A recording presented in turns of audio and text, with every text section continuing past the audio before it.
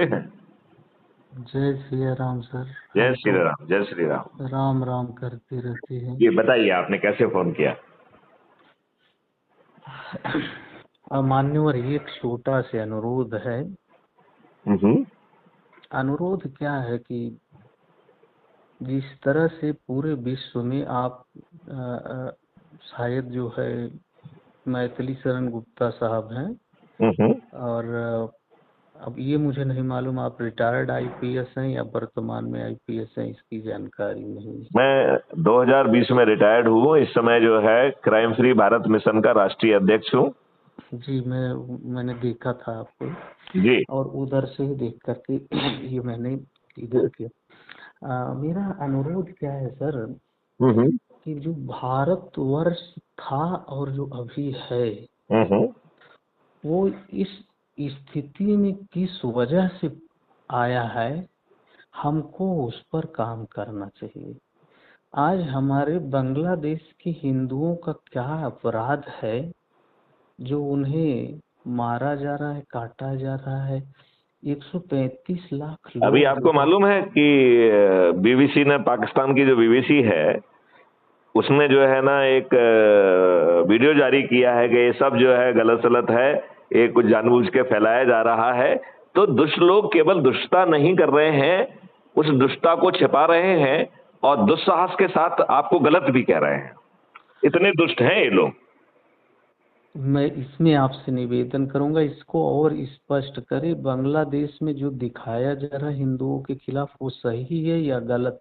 वो बीबीसी की देखो, रिपोर्ट वो क्या कहती 200% सही है और है? जी उसको कोई झुटला नहीं सकता है। जी वो 200% सही है।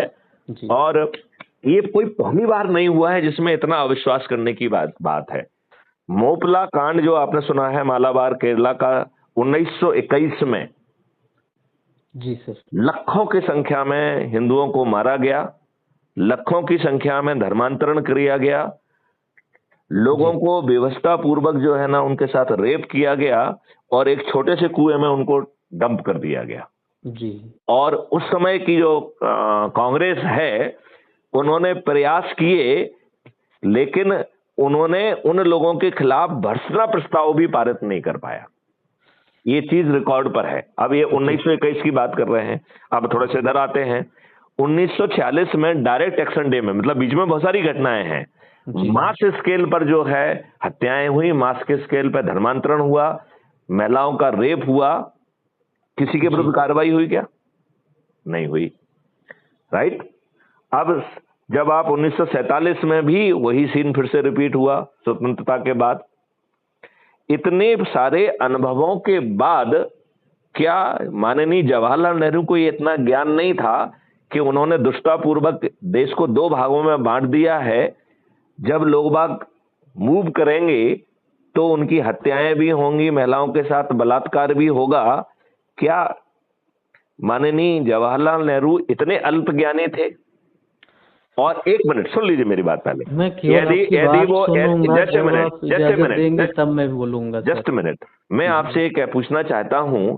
यदि वो अल्पज्ञानी नहीं थे तो जिसमें इन्होंने भारत के पार्टीशन का वो किया, उसमें उस सिक्योरिटी प्रोटोकॉल की चर्चा क्यों नहीं की कि क्या व्यवस्थाएं होंगी जिसके तहत लोग बाग सुरक्षित पूर्वक जो है ना जहां जाना चाहते हैं, जो हिंदुस्तान से पाकिस्तान जाना चाहता है वहां पहुंच जाए, जो पाकिस्तान से हिंदुस्तान पहुंचना चाहता है वो अपनी संपत्ति में जो ले सकता है उसको साथ में सुरक्षा पूर्वक लेके आ सके, और जो छोड़ रहा है उसे बेच के आ सके।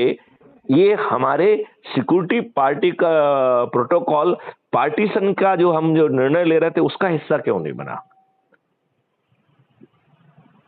ये इन बातों का हमें जवाब खोजना पड़ेगा और इनका जवाब आपको कोई राजनेता नहीं देना चाहते हैं। क्या ये दुर्भाग्य का विषय नहीं है कि अभी आपने 15 अगस्त मनाया है और 15 अगस्त का अमृत अमृत महोत्सव भी आप पहले मना चुके हैं।